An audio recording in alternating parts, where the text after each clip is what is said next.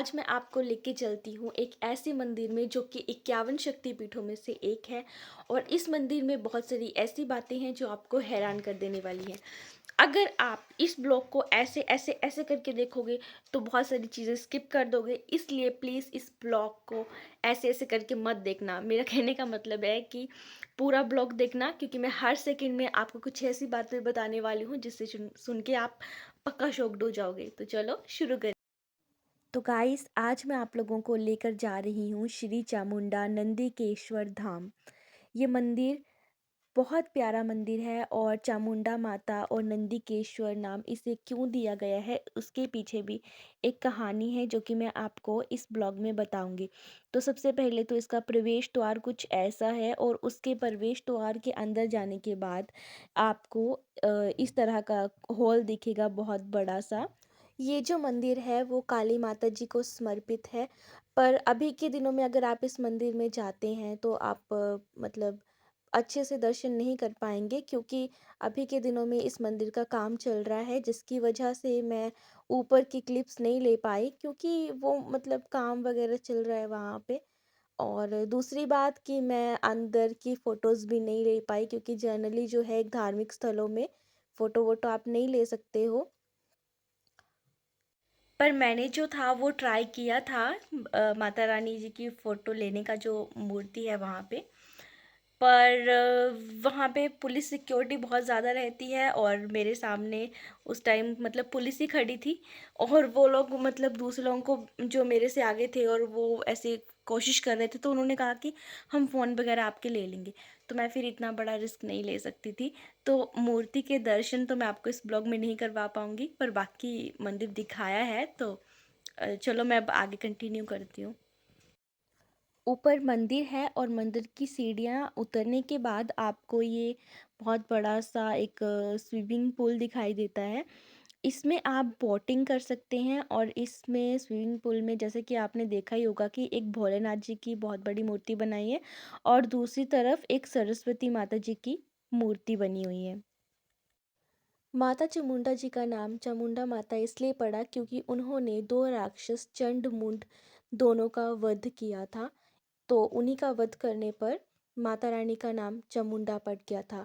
और चामुंडा माता जी का मंदिर, जो पुराना मंदिर है, वो हिमानी चामुंडा के नाम से जाना जाता है।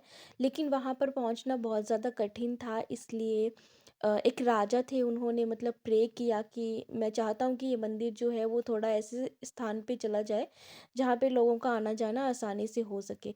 तो उन्होंने और एक पंडित जी जो थे, उन्होंने मतलब ऐसे तैसे करके माता रानी जी से प्रार्थना की।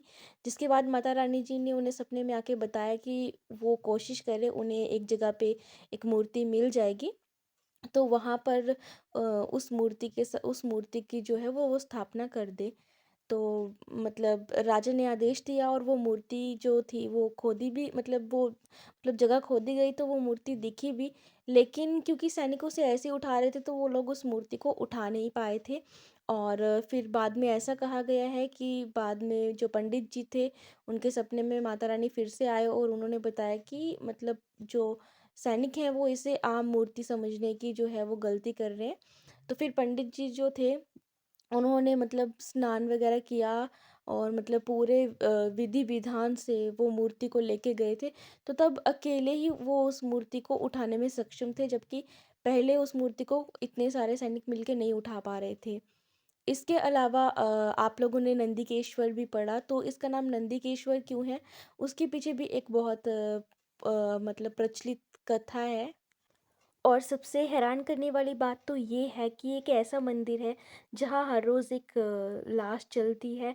और मानो कि अगर एक दिन यहाँ लाश नहीं आती है, तो दूसरे दिन एक साथ ही मतलब दो लाशें आ जाती है। और मानो अगर 3 दिन का गैप पड़ जाता है, तो फिर 3 दिन के बाद 3 लाशें इकट्ठा आती है और उनको जलाया जाता है। तो ऐसा क्यों है, ऐसा भी मैं आपको बताती हूँ। और मतलब जिस दिन लाश नहीं आते उस दिन यहाँ पर एक घास का पुतला जलाया जाता है। तो सबसे पहले तो ये बता दूँ कि जो मंदिर है वो धर्मशाला से सिर्फ 15 किलोमीटर की दूरी पे है, और धर्मशाला और पालमपुर के बीच में है। ऐसा माना जाता है कि चंडमुंड के विनाश के बाद भी माता रानी जी का क्रोध जो था वो शांत नहीं हुआ था, और वो निवासी लोगों की बलि लेने लगी थी। तो निवासी लोगों ने खुद से ही डिसाइड किया था कि वो खुद से ही हर रोज़ एक आदमी भेज दिया करेंगे माता रानी की बलि के, मतलब माता रानी जी के लिए। तो हर रोज़ एक इंसान खुद से ही अपनी बलि देने के लिए चला जाता था। फिर क्या हुआ कि एक दिन एक ऐसी लड़की की बारी आई जिसकी मम्मा जो थी वो महादेव जी की भक्त थी, तो उन्होंने महादेव जी से प्रे किया और उसके बाद उनका लड़का जो था वो अपनी बलि देने के लिए खुद ही चला गया। तो उस लड़के को एक छोटे से बालक ने रोक लिया और वो छोटा सा बालक उस लड़के के साथ खेलने लगा। खेलते खेलते बहुत देर हो गई, जिससे कि माता रानी को बहुत गुस्सा आया और माता रानी खुद ही ढूंढने के लिए आ गई। तो उन्होंने देखा कि वो जो बालक था वो एक छोटे से बालक के साथ खेल रहा था। तो उस छोटे से बालक ने माता रानी को चिढ़ाना शुरू कर दिया, और फिर माता रानी कहने लगे कि सबसे पहले तो मैं तुझे ही खाऊँगी, मतलब तेरी बारी है सबसे पहले तो। तो उन्होंने जो था वो 5 शिला से प्रहार किया था उस छोटे से बालक पे। तो मतलब वो जो शिला है वो आस-पास ही गिरी थी, तो उसमें से एक शिला जो है वो एक अभी भी एक भवन के अंदर प्रिज़र्व, एक शिला मतलब एक बहुत बड़ा पत्थर जो साइज़ में बहुत ही बड़ा पत्थर था। तो वो शिला के प्रहार से वो जो छोटा-सा बालक था वो बच जा रहा था, और जो अंतिम शिला थी वो उस छोटे से बालक ने अपनी उँगली से जो थी वो थाम ली थी, मतलब।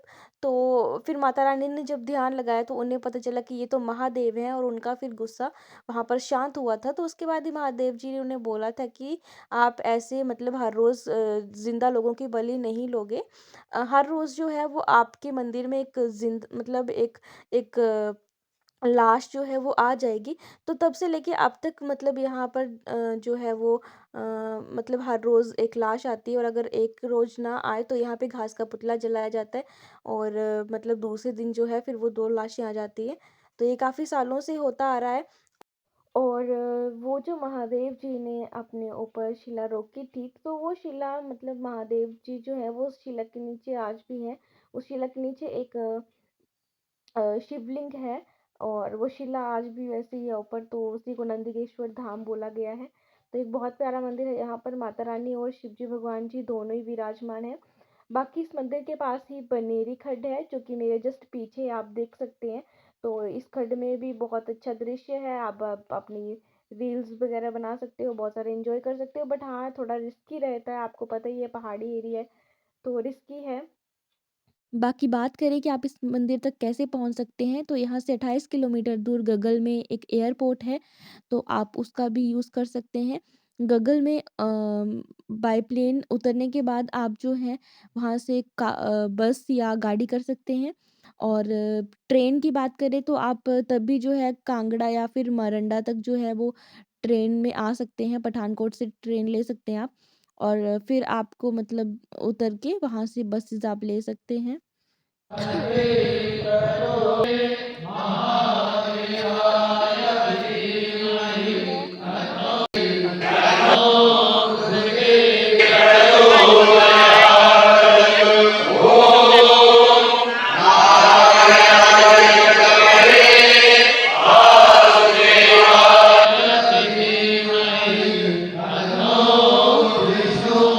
लड़की घूम घूम के इतना करती थी कि शूज उतार अरे दिए। मेरे शूज नहीं है, ये हमारी जो दोस्त है इसके शूज है। मेरे बोलती है कि मेरे से उठाए भी नहीं जा रहे हैं इसलिए तुम लोग पकड़ो इसे और मुझे उठा के ले चलो।